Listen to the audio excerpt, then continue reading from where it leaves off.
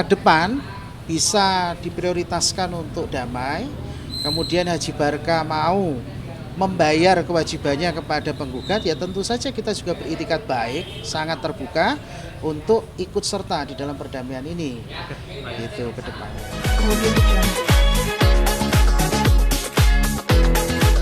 Karena ini kita kan mau nagih ini kepada Haji Barka, betul kan? Kita menagih Haji Barka karena dia tidak bayar-bayar, karena benda pembayarannya ini terhadap keuangannya ini ada di Taki Malik. Nah, tentu untuk mencegah untuk tidak melaksanakan pembayaran kepada Haji Barka, maka saya turut bergugat. Nah, konsekuensinya kalau apabila ini selesai, maka turut tergugat itu harus membayar kepada Marsadin Malik melalui terhadap Taki Malik yang ditandatangani oleh Haji Barka kepada si Marsadin Malik. Itu yang disebutnya seperti itu. Oke? Oke, makasih ya. Terus hari ini sebenarnya akhirnya harusnya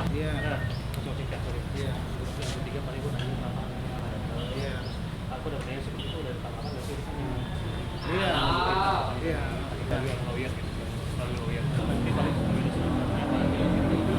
Itu aja aman ya aku aja pegang kamu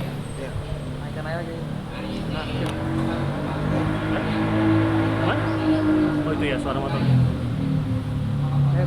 ya ini Abang Ainu dan Abang Herianto sebagai kuasa hukum dari turut tergugat Taki Malik, mungkin hari ini apa agendanya mungkin hari ini sidang? Ya, agenda ini itu sidang pertama ya, pemanggilan para pihak. Jadi saya dan Mas Ainu mewakili Taki Malik sebagai turut tergugat 2 dalam perkara ini. Dikabarkan telat atau gimana mungkin apa? Iya, saya tadi telat karena saya baru mendaftarkan surat kuasa pada hari ini. Hari ini mendaftarkan surat kuasa, kemudian ternyata sudah sidang. Jadi sidang pada hari ini ditunda pada tanggal 29 Maret nanti. Oh, nanti akan dilaksanakan lagi? Ya, dilaksanakan lagi pada tanggal 29 Maret. Dengan agenda masih yang sama? Agenda masih yang sama karena hari ini tertunda. Oke. Ini kan kuasa hukum dari Taki Malik. Nah, ini Betul. gimana alasan Taki Malik kehadiran ini seperti apa? Iya, jadi Taki Malik ini sebenarnya kedudukannya di dalam perkara ini sebagai tergugat 2.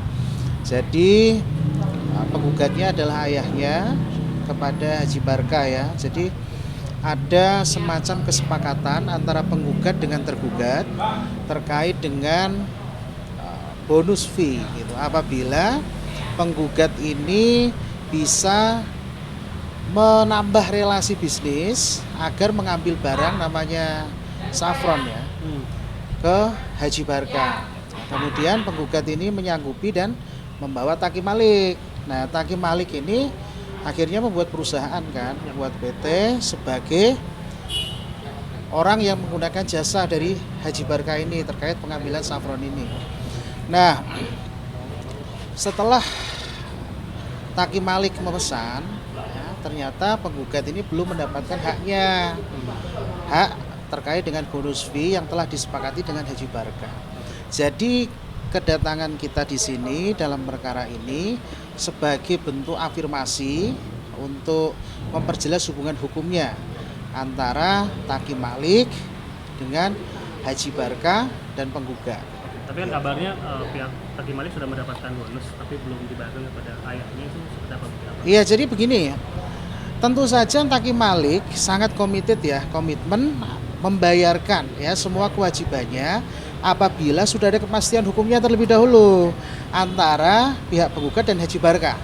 Nah, kalau memang Haji Barka dengan penggugat ini kesepakatan yang mereka buat sudah ditunaikan, ya kita melaksanakan kewajiban kita. Oke.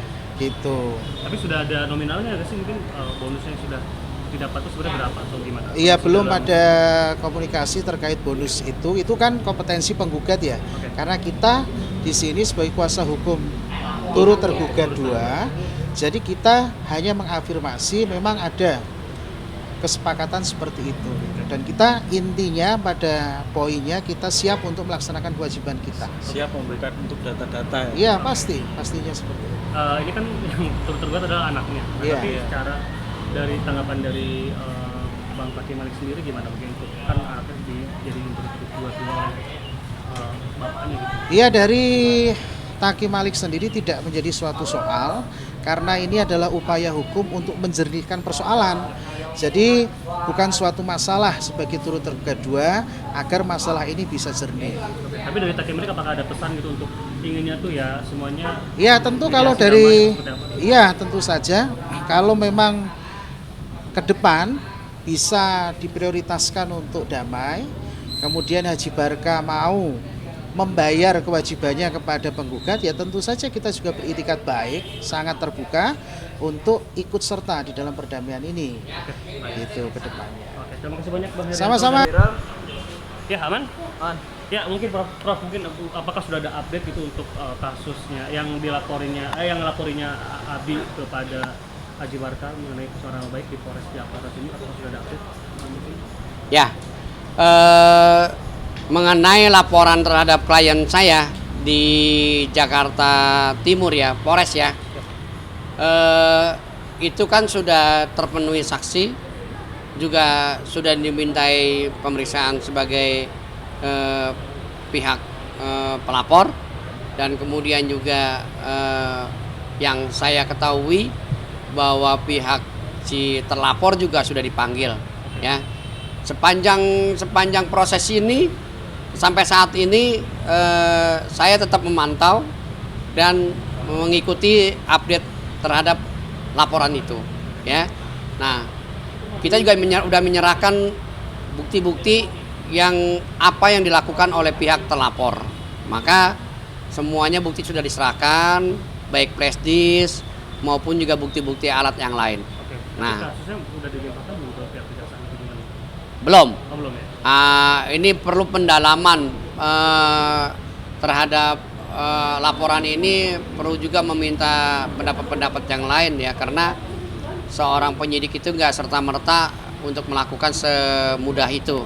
Nah, saya sadari juga sebagai kuasa hukum dan yang memahami hukum itu ya, tetap pada prinsipnya diproses sesuai dengan aturan yang dimana penyidik itu mempunyai SOP gitu ya. Berarti belum, maksudnya apakah masih ada pihak-pihak yang harus dipanggil lagi mungkin, Prof, atau belum atau gimana? Ada yang dimintain nanti, mungkin apakah nanti ada dipanggil kemudian terlapor itu mempunyai saksi lain, atau memang dia harus membawa saksi yang meringankan, atau juga mungkin nanti ada saksi ahli tentang apa yang dianggap dilakukan terhadap si terlapor. Mungkin juga nanti ada saksi-saksi yang sehubungan dengan perkara yang dilaporkan. Itu. Kalau misalkan kasus yang dari pihak Haji Barka yang melaporkan Abi di Polres Selatan, gimana? Apakah ada update mungkin? Ya, ini kan saling lapor ya. Iya, benar. Awalnya itu ketika pada saat itu ini kan pihak pengacaranya dengan si pihak AJ ya. Pihak AJ melaporkan lebih dahulu di Jakarta Selatan.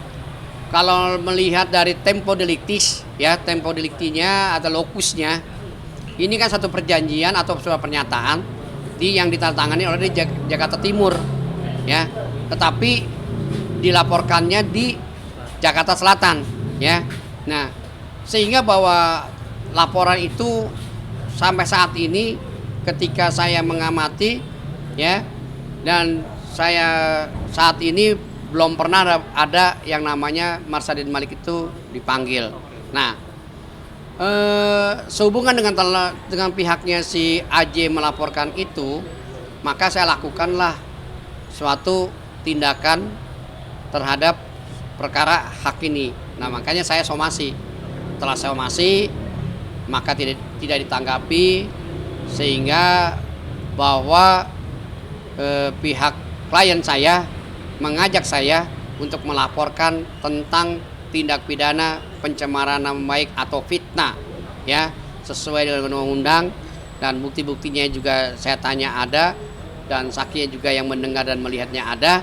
Maka secara hukum ya tinggal tergantung proses penyidikannya. Nah, saya tidak bisa berandai-andai itu harus bagaimana, karena kita ini kan di dalam penyidikan itu tentu penyidik yang mempunyai hak yang mendalami di dalam pemeriksaan dan sebagai alat bukti yang kedepannya. Oke. Seperti itu. Ini kan kalau yang perdata ini yang di sini kan memang pengennya ada perdamaian. Nah ini kan Betul. kalau yang pidana saling lapor, apakah memang sama-sama pengen ada perdamaian juga atau gimana mungkin? Ya, saya mengharapkan begini.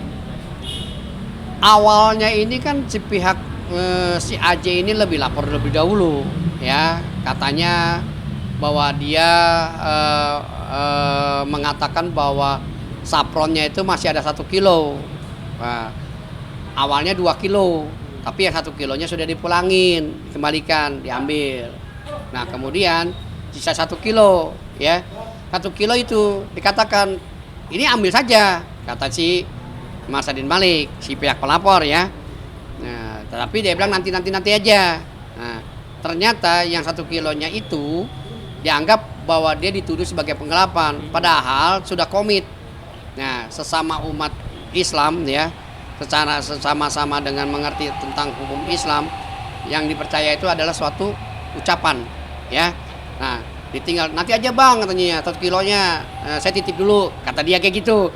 Itu cerita sama saya tuh ya, bukan saya mengarang nih, tapi dia cerita sama saya kayak gitu. Nah, akhirnya begitu datang ke saya, dia bawa tuh bukti-buktinya, bahwa ini bang katanya, cerita bahwa dia ini awalnya bisnis sapron. Saya tanya, sapron ini apa? Itu alat kesehatan. Apa ini? Herbal. Apa manfaatnya? Wah, untuk kesehatan bang. Ya tentu kita nggak perlu cerita mendalami itu kan, karena kalau kita mendalami itu kan nanti kan ada ahlinya tentang kesehatan, betul kan? Betul. Nah, makanya dia sodorkan juga nih, bang, Malim ini katanya bahwa si pihak AJ ini membuat komitmen sudah 3 lembar nih katanya. Apa saja saya tanya, lihat. Itu kan nilainya kan beragam. Ada yang 30.000, ada yang 20.000, ada yang 50.000 ya. Nah, saya bilang, saya tanya, ini barangnya sudah laku belum? Sudah. Terus sudah dibayar belum sama si Taki Malik? Udah. Saya tanya, ketika saat barang tersebut datang ke siapa? Sama saya katanya, sama si penggugat, ya, sama si pelapor, nah, sama si ayah Taki Malik. Ayah Taki Malik ini karena tidak mempunyai suatu ranah untuk bisnis ini, maka dia berkomunikasi dengan anaknya untuk membantu menjalankan bisnisnya terhadap sapron itu. Nah, segitu realisasi selesai, ya, lakukan pembayaran. Saya lihat juga ada transfer sampai lumayan lah, ada bukti bayarannya. Saya tanya, ini udah dibayar belum? Belum, tanya. Oh, kapan mau dibayarnya? Dia bilang nggak tahu. Dia bilang. Nah, akhirnya ya tiba-tiba dia digiring untuk melaporkan tentang adanya peninggalan 1 kilo. Padahal 1 kilo itu barangnya ada. Kapan saja mau diambil silakan. Tetapi saya sebagai kuasa hukum selesaikan persoalan yang dibuat oleh komitmen 3 lembar itu. Ya, karena si penggugat atau pelapor ini mempunyai satu komitmen, ya, komitmen yang dipegangnya di atas materai oleh si AJ memberikan suatu pernyataan. Harusnya dia komitmen membayar, bukan dia mengabaikan, dia terima duit dari pihak apa yang dilakukan barang itu sepenuhnya. Itu ada haknya gitu loh. Kenapa? Nah, karena awalnya sudah menjanjikan seperti itu. Ya, oke. Terima kasih banyak.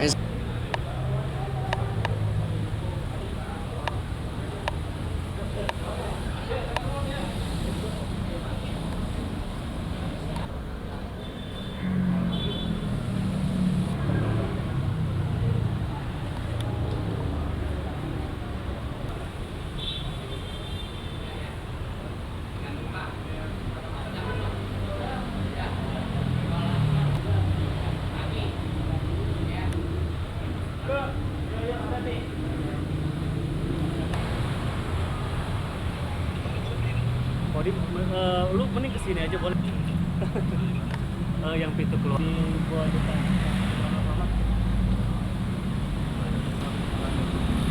Audio Jungle.